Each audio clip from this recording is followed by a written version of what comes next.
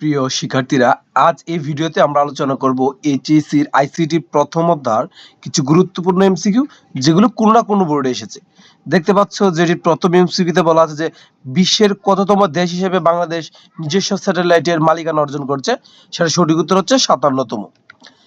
তারপরে বলা আছে যে টেলিপ্রেজেন্সের প্রয়োগ ক্ষেত্র কোনটি বা কোথায় কোথায় মূলত এই টেলিপ্রেজেন্সিকে আমরা প্রয়োগ করি, সেটা হচ্ছে ভার্চুয়াল রিয়ালিটি। তারপরটিতে বলা আছে যে বিশ্বগ্রামের জন্য সবচেয়ে গুরুত্বপূর্ণ কোনটি? বিশ্বগ্রামের জন্য সবচেয়ে গুরুত্বপূর্ণ হচ্ছে কানেক্টিভিটি, কারণ আমরা কানেক্টিভিটির মাধ্যমেই আমরা পুরো নেটওয়ার্ককে একটা সিস্টেমের মধ্যে নিয়ে আসতে পারি। তারপরে বলা আছে যে কম্পিউটার প্রযুক্তি ব্যবহার করে জীববিজ্ঞান সম্পর্কিত তথ্য ব্যবস্থাপনাকে কি বলে? এটি সঠিক উত্তর হচ্ছে বায়ো ইনফরমেটিক্স। আমরা যেখানে জীববিজ্ঞান কথাটা উপস্থিতি পাবো, সেই খাতিরে আমরা বলতে পারি যে বায়ো ইনফরমেটিক্স। তারপরে বলছে কৃত্রিম বুদ্ধিমত্তা তৈরিতে ব্যবহৃত প্রোগ্রাম কোনটি? সেটা হচ্ছে এলআইএসপি বা কোবল। তারপরে বলা হচ্ছে যে ভার্চুয়াল রিয়েলিটি এর ব্যবহার হয় কোন ক্ষেত্রে? ভার্চুয়াল রিয়েলিটি সবচেয়ে বেশি ব্যবহার হয় চিকিৎসা ক্ষেত্রে। তারপরে হচ্ছে ক্রায়োসার্জারি ব্যবহৃত হয় কোথায় কোথায়? সেটা হচ্ছে লিভার ক্যান্সারের এই রোগ নির্ণয়ের ক্ষেত্রে বা উপশমের ক্ষেত্রে। তারপরটা হচ্ছে যে ন্যানো টেকনোলজি দিয়ে তৈরিকৃত যন্ত্র হতে পারে নিচের কোনগুলো? সেটি হচ্ছে কম্পিউটারের ক্ষেত্রে আমাদের ন্যানো টেকনোলজির ব্যবহার হয় এবং ক্রায়োপ্রোব ব্যবহৃত হয়। ক্রায়োপ্রোব তৈরিতে আমাদের ন্যানো টেকনোলজি ব্যবহৃত এবং রোবট তৈরিতে ব্যবহৃত হয়। সবগুলোই অপশন আমরা সঠিক বলতে পারি। তারপরে বলা হচ্ছে কোনটি মানুষকে অদ্বিতীয় শনাক্ত করার প্রযুক্তি? সেটা হচ্ছে বায়োমেট্রিক্স। বায়োমেট্রিক্সের মাধ্যমে একজন ব্যক্তিকে স্বতন্ত্রভাবে আলাদা করা যায়। তারপরে বলা হচ্ছে যে মানুষের দুঃসাধ্য কাজের প্রযুক্তি কোনটি? সেটা হচ্ছে রোবোটিক্স, কারণ যেটা মানুষ পারে না সেটা তার দ্বারা সম্ভব। তারপরে বলা হচ্ছে সিমুলেশনের প্রয়োগ ক্ষেত্র কোনটি?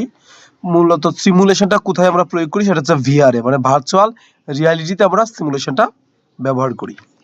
তারপরে বলা আছে বায়োমেট্রিক্স প্রযুক্তি ব্যবহার হতে পারে কোথায় কোথায়? বায়োমেট্রিক্স আমরা জাতীয় পরিচয়পত্র ব্যবহার করতে পারি, পাসপোর্টে ব্যবহার করতে পারি এবং জন্ম নিবন্ধনে ব্যবহার করতে পারি। তাহলে এই তিনটি ক্ষেত্রই সঠিক, তার জন্য আমাদের সঠিক উত্তর হচ্ছে 4। তারপরে বলা আছে যে আণবিক পর্যায়ে ধাতব পদার্থকে পরিবর্তন এবং নিয়ন্ত্রণের প্রযুক্তি কোনটি? সেটি অবশ্যই ন্যানো টেকনোলজি। তারপরে বলা আছে যে বায়োমেট্রিক্স এর আচরণগত বৈশিষ্ট্য কোনটি? আচরণগত বৈশিষ্ট্য হচ্ছে কি স্ট্রোক, আর আমাদের যে গঠনগত যে বৈশিষ্ট্যগুলো সেগুলো হচ্ছে ডিএনএ, রেটিনা স্ক্যান এবং মুখমণ্ডল শনাক্তকরণ। তারপরটি হচ্ছে ক্রায়োসার্জারি চিকিৎসা পদ্ধতিতে ব্যবহৃত হয় কোনটি?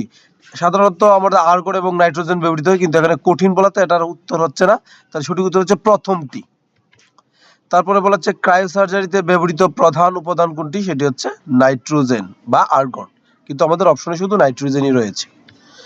তারপরে একটি উদ্দীপক দেওয়া আছে, এখানে বলা আছে মিস্টার ক ফ্লাইট সিমুলেটরের মাধ্যমে বিমান চালানোর প্রশিক্ষণ নেন। প্রশিক্ষণ শেষে যাত্রীবাহী বিমান চালানোর সময় যান্ত্রিক ত্রুটি থাকার কারণে তার বিমানটি বিধ্বস্ত হয় এবং এই সকল যে যাত্রী তাদের দেহ সম্পূর্ণরূপে আগুনে পুড়ে যায়।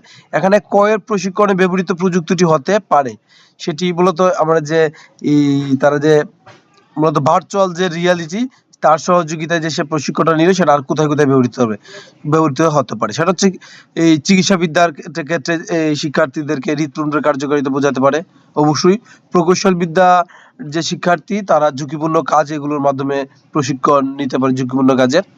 আর পুলিশ বাহিনীকেও ট্রাফিক ব্যবস্থাপনা প্রশিক্ষণের ক্ষেত্রে ওটা কাজে লাগে। সেটা সঠিক উত্তর হচ্ছে আমাদের সবগুলোই। তারপরটি হচ্ছে যে দুর্ঘটনায় নিহত যাত্রীদের শনাক্তকরণের জন্য ব্যবহৃত প্রযুক্তি কোনটি হতে পারে? মানে এখানে যে বলা হচ্ছে যে বিমান বিধ্বস্ত হয়েছে এবং সেখানে পুরোপুরিভাবে যাত্রীদের দেহ সম্পূর্ণভাবে পুড়ে গেছে, সেই ক্ষেত্রে তাদের যদি আমাদের আইডেন্টিফাই করতে হয় তাহলে আমরা এখানে কোনটি ব্যবহার করব? অবশ্যই এটি ডিএনএ অ্যানালাইসিস, কারণ ডিএনএ অ্যানালাইসিসের মাধ্যমে আমরা এই ব্যক্তির দেহকে বা এটা কার সেটা একদম খুবই নিখুঁতভাবে আমরা এই শনাক্ত করতে পারি। তারপরে বলা আছে যে কাজের প্রয়োজনে রোবটকে কত ডিগ্রি পর্যন্ত ঘোরানো যায়? সেটা হচ্ছে 360 ডিগ্রি পর্যন্ত। এখন আবার দেখতে পাচ্ছি কি উদ্দীপক, এখানে বলা আছে যে আরিশার বাবা গৃহস্থলী কাজে সহায়তা করতে সক্ষম এমন একটি যন্ত্র আবিষ্কার করেন। যেখানে আরিশা দেখলো যে একদম গৃহকর্মীর মতন ঘর একদম পরিষ্কার করছে এবং রান্না বান্না সহ অন্যান্য কাজে সহযোগিতা করছে। কোন কোন ক্ষেত্রে এই প্রযুক্তিটি আর ব্যবহৃত হতে পারে? অবশ্যই এখানে রোবোটিক্সকে তারা ইন্ডিকেট করেছে। তাহলে রোবোটিক্স আমরা সাময়িক ক্ষেত্রে ব্যবহার করতে পারি, চিকিৎসা ক্ষেত্রে এবং ম্যানুফ্যাকচারিং এর ক্ষেত্রে ব্যবহার করতে পারি। সঠিক উত্তর হচ্ছে আমাদের সবগুলো। তারপরে বলা আছে যে এই উদ্দীপকের যন্ত্রটির নিয়ন্ত্রণ মাধ্যম কোনটি? এখানে যে বলা আছে রোবোটিক্সটা বা রোবটের সহযোগিতায় যে কাজগুলো সম্পূর্ণ করা হয়, সেখানে আমাদের কোন নিয়ন্ত্রণ মাধ্যমটি দেওয়া আছে? অবশ্যই প্রসেসর ছাড়া কোনো ডিভাইসে, কোনো ডিজিটাল ডিভাইসেই এই তার কার্যক্রম পরিচালিত করতে পারে না। তাহলে সঠিক উত্তর হচ্ছে 3। তারপরে বলা হচ্ছে অনাকাঙ্ক্ষিত বা অবাঞ্ছিত ইমেল বা মেসেজ পাঠানোকে কি বলা হয়? সেটা হচ্ছে স্প্যামিং। সেটা হচ্ছে স্প্যামিং। তারপরে হচ্ছে যে ন্যানো প্রযুক্তি কয়টি পদ্ধতিতে ব্যবহৃত হতে পারে? সেটা হচ্ছে 2টি। আমরা ন্যানো প্রযুক্তি 2টি পদ্ধতিতে ব্যবহার করি, সেটা হচ্ছে টপ ডাউন এবং বটম ডাউন। তারপরে বলা আছে রায়ানা এমবিবিএস পাশ করেছে এবং মেডিকেল বিশ্ববিদ্যালয়ে উচ্চতর ডিগ্রির জন্য সে ভর্তি হয়।